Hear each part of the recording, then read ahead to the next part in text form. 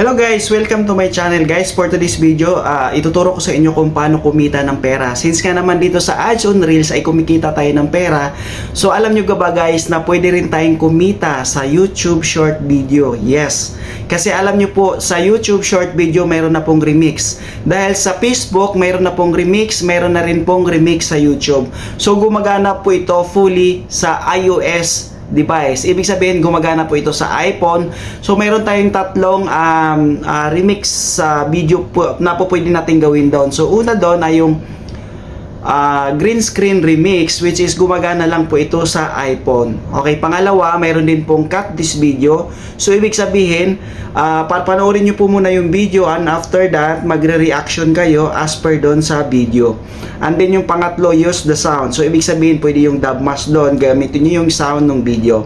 So, yun po yung tatlong remix na po pwede doon sa YouTube. Kaya ko po ginawan po ito ng tutorial. Alam nyo kung bakit. Kasi nga, since monetize na po ako sa YouTube and nag-generate na po ng income yung aking mga short video remix po doon. So example na lang po, nag-start, bago po mag-remix, nag-start po ako ng 8,000 subscriber and now, umabot na po ako ng 10,400 subscriber by doing YouTube remix video. Yes. At syempre, nag-generate na din po ito ng income. And sa lahat po ng mga YouTuber na hindi pa po monetize, ay nakakatulong po ito para ma-achieve po natin yung 4,000 watch hour and 1,000 subscribers. So yun po yung requirements ng YouTube para ma-monetize po tayo. At upon checking, kung makikita nyo po sa aking dashboard, so ito na po, 4,900 po yung aking watch hour and 2,200 po yung nadagdag na subscriber. So hindi ko na kailangang makipag sub to sub at hindi ko na kailangan makipag watch to watch dahil na-achieve. Kung in case na hindi po ako monetize, hindi ko na po kailangan yon kasi na-achieve ko na po by doing the YouTube short remix video. But take note, re-remix po tayo sa YouTube short video doon po sa mga million of followers. And may mga dollar sign po ang kanilang mga short video. So ibig sabihin, yung mga yon wala pong policy issue or wala pong violation kasi nga may mga dollar sign. So ibig sabihin, pasado po sa policy ni YouTube yung kanilang mga videos. Ibig sabihin, wala pong violation. So yun po yung ating i-remix. When it comes naman po sa violation, wala pong violation na mangyayari kasi po ito ay allowed po ni YouTube na magkaroon ng remix. Since nga sa Facebook ay mayroon ng remix, so ginaya din po nila, mayroon na rin pong remix sa kanila. And if in case naman yung may-ari ng video ay hindi po niya inallow yung kanilang video na mag-remix or i-remove po nila, so hindi po tayo magkakaroon ng violation. Ang mangyayari lang po, pag ni-remove po nila yung remix sa kanilang mga video, madi-delete lang po after 30 days yung ating mga video, but hindi po tayo magkakaroon ng violation. So magandang ano po ito para sa mga nagsisimula pa lang mag-YouTube at ma-achieve yung 4,000 watch hour at ma-achieve yung 1,000 subscriber. Guys, at ini-encourage ko rin yung lahat ng mga nagpi-Facebook Reels. Okay. So, kung kumikita na kayo sa Ads on Reels, so para po hindi masayang yung inyong mga videos, hindi po masayang. So, pag na-upload na po natin sa Facebook, po pwede natin i-upload sa kabilang platform which is YouTube Short. Okay.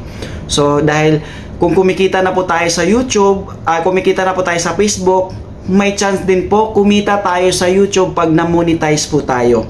So, ipapakita ko po sa inyo. So kung napapansin nyo guys, ito na po yung na-generate na income ko sa aking dashboard, sa aking YouTube. Mayroon na po akong 194 dirham. So guys, wala pang magbibigay sa atin ng ganyang pera, which is, 'di ba? Yung mga ina-upload ko dito sa Facebook, so ina-upload ko rin sa YouTube.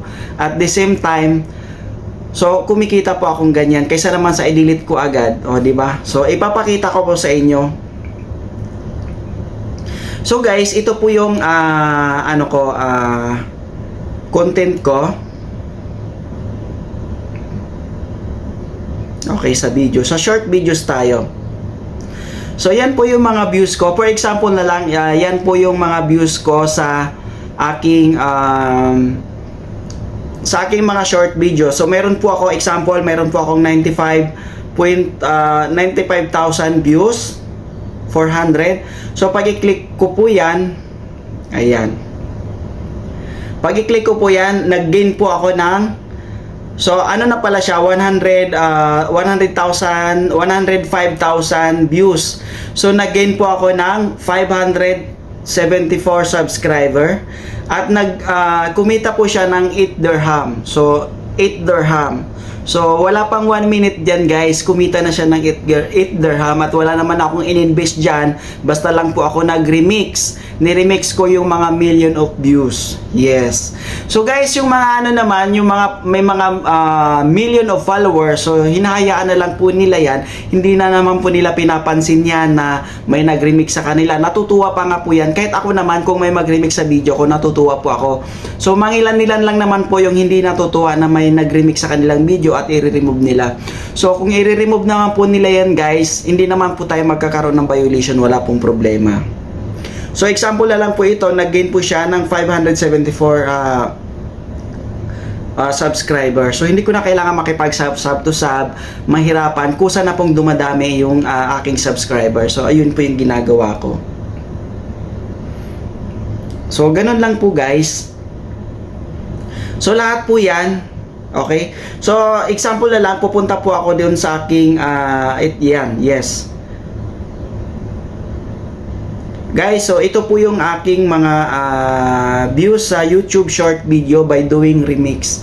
So guys, itong mga views na ito, never ako nagkaroon sa Facebook ng ganito karaming views. Pero dito sa YouTube short video remix, ayan, meron po akong 104,000 views, 57,000 views, 31,000 views, 23,000 views, 24,000 views, 16,000 views, 15,000, 12,000. So, yan po yung mga views ko guys sa YouTube short video by doing remix. So guys, so kaya ginawan ko ito ng video kasi yung ibang mga YouTuber ay nahirapan ma-achieve na magkaroon ng maraming views. Guys, wag lang po tayo mag-focus sa ating mga long form video dito sa YouTube. Mag-remix din tayo and then gumawa din tayo ng YouTube short video, at the same time gumawa tayo ng remix video. I-remix po natin yung mga viral video, especially guys yung mga mukbang, yung mga kumakain ng food. So lagi po yung nagba-viral, i-remix po natin yan, and especially yung mga millions of views, million of subscriber. So i-remix po natin sila kasi po pag ni-remix po natin sila,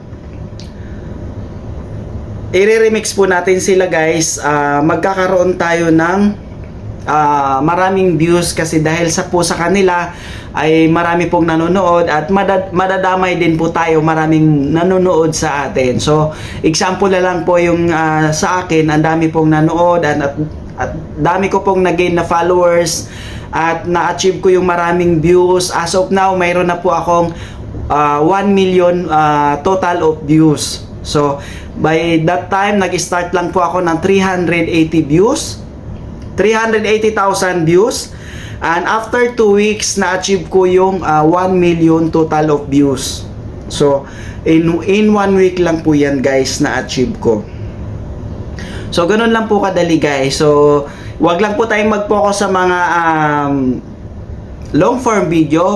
Mag-ano rin po tayo, magawa tayo ng short video at magawa din tayo ng remix video at mag-gain tayo ng followers, mag-gain tayo ng watch hour at syempre mag-generate din tayo ng income.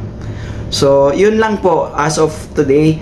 So, nag-generate po ako ng 194 dirham, 0.75. So, hindi ko naman yan kikitain, 'di ba? Pagka nakatunga nga lang ako. Instead, nag-upload lang ako ng video at nag-gain po ako ng pera. So, ipapakita ko po sa inyo.